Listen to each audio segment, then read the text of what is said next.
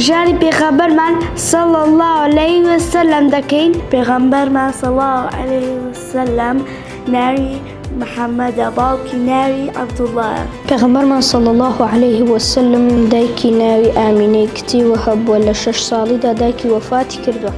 پیغمبر من کەسێکی ڕاستگۆ و دەستپاک بوو. بەڵێ لەبەرێ نازناوی صادق ئەمین بوو. پیغمبر من صلى الله عليه وسلم چەند ساڵ بوو وحی لۆ هات؟ لە چەند ساڵی وحی لۆ هات ئاەتەکە ناوی اقرأ باسم ربك الذي خلق.